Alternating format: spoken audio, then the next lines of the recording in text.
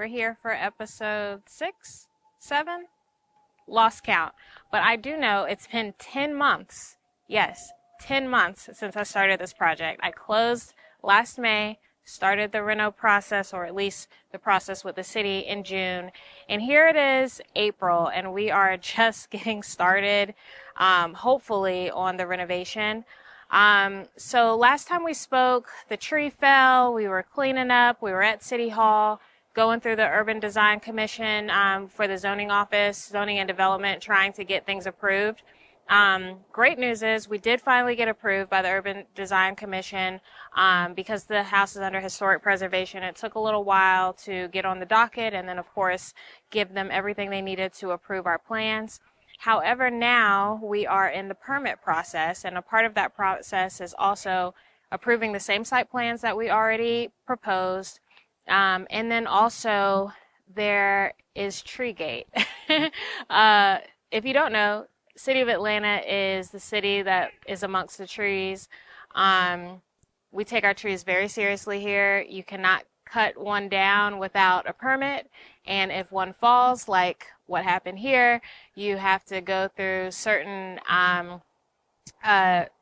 steps to make sure that you are planting a new tree and planting a tree that is within the list of approved trees by the City of Atlanta. It sounds silly, but it's really important to just make sure that you have a tree that's within Atlanta, but then also like the canopy size. There's all different things in regards to the species of the tree that you pick. So not only am I replacing this tree that fell in the front, but I'm also having to replace the 3 trees that I illegally cut in the back. Now, I thought I was doing myself a favor by, okay, this tree fell.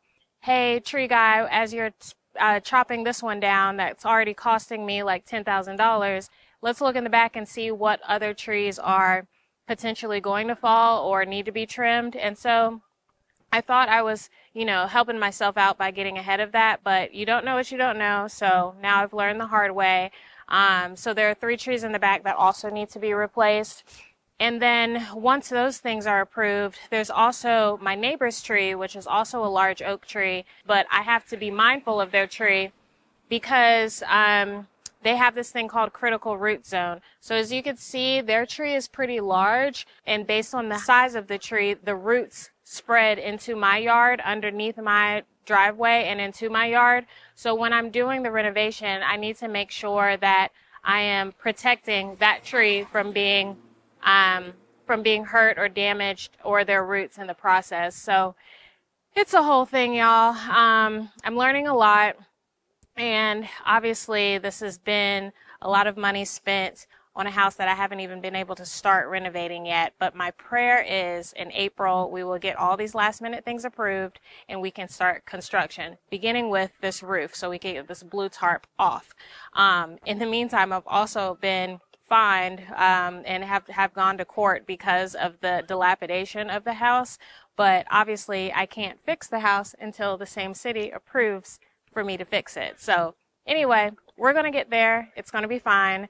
But let's go in the house to see the damage and the moisture and all the things that have happened since the tree fell. So as you can see, this skylight was not here before. The branch in the oak tree came through the roof, and since then it's kind of just been dilapidating because of the moisture of all the rain and all the things. So I need to come in here and clean up. But as you can see, things look about the same, but just a little more damage. Last time I was in here, it was super moist. It was like the walls were sweating. So that made me terrified about mold. But honestly, probably already had mold in the house. We're taking it down to, the studs, so it's okay. A lot of this drywall and stuff's coming out anyway. Here's where another branch came through my roof. There were 6 holes that the branches came through the roof. So that big one in the living room was the biggest one. This is probably the second biggest one. And then it looks worse than it actually is. A lot of this is just things that have fallen since then. Again, this house has been vacant for months, so As you can see, a lot of the moisture has taken out some of the paint. Even my tape that I had marked for the walls that were coming down, they've rolled up a little bit. My laundry room is still the same. There will be a nice new fence back there at some point in the backyard. Yeah, I'm gonna come in here and clean all this up before we start the reno. The mirror survived. The woods are different. Like the front of the house, the wood's consistent, but this is a different wood back here. And then of course, with us taking out some of the walls and opening up the kitchen, there's linoleum in there. There's no wood floor. So probably gonna just have to take all this out. It's unfortunate because a lot of it's in really good condition. But we'll see what we can salvage and go from there. This carpet is definitely still leaving.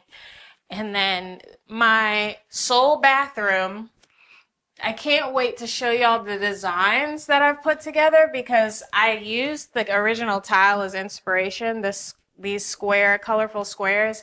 I'm going to incorporate that in the house, in the kitchen, and in the bathroom in the future. So, not too bad, right?